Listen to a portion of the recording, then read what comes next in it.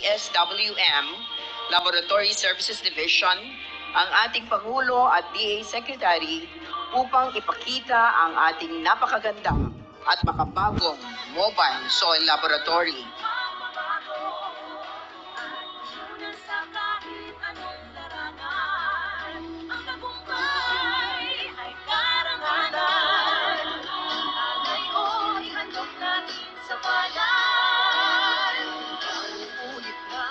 Ang ating mobile soil laboratory ay ginawa bilang bahagi ng ating National Soil Health Program or NSHP na may tatlong strategies.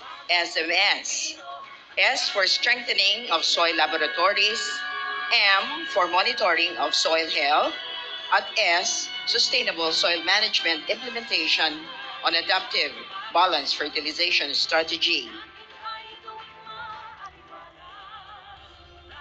Ang ating mobile soil laboratory ay isang 10-wheeler truck na naglalaman ng mga modernong equipment, facility, resources, and safety features upang makapaghatid ng nararapat at mabilis na resulta sa mahigit 44 na soil chemical, physical, and microbiological parameters na nagbibigay indikasyon sa kalagayan ng ating lupang sakahan.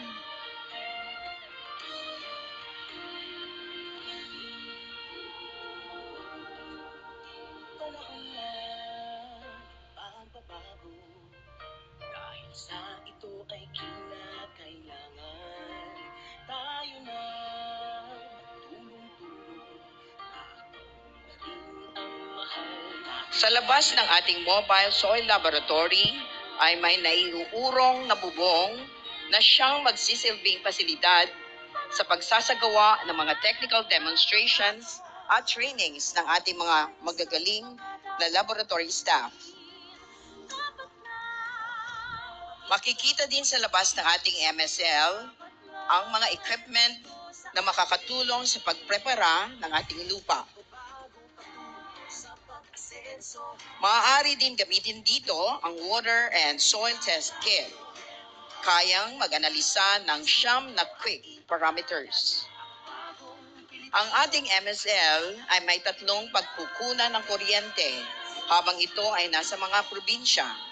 Ito ay ang generator, alternative current, at maging ang ating solar power panel. Sapat ito upang mapagana ang mga equipment ng ating mobile soil laboratory. Makakapasok lamang ng ating mobile soil laboratory ang mga taong rehistrado sa security system nito. Ang unang parte ng ating MSL ay ang soil chemistry section na naglalaman ng 18 equipment upang makapag-analyze ng 13 soil chemical parameters at 13 water chemical parameters.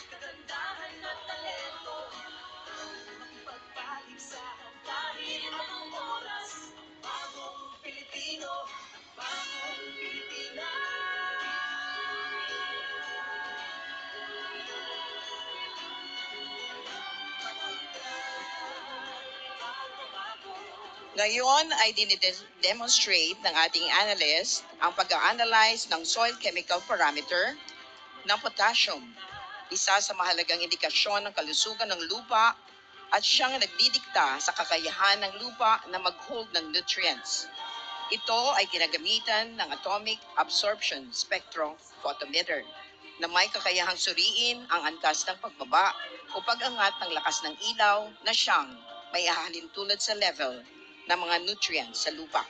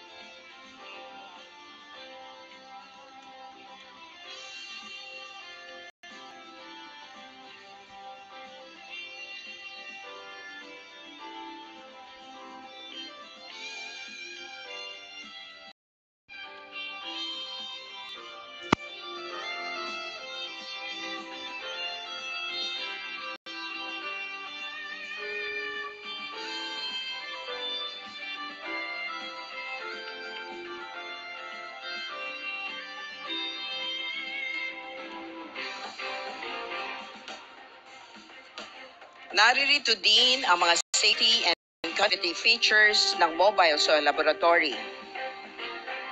CCTV, Internet, Emergency Eye Wash Station, Emergency Shower, at Fire Extinguisher.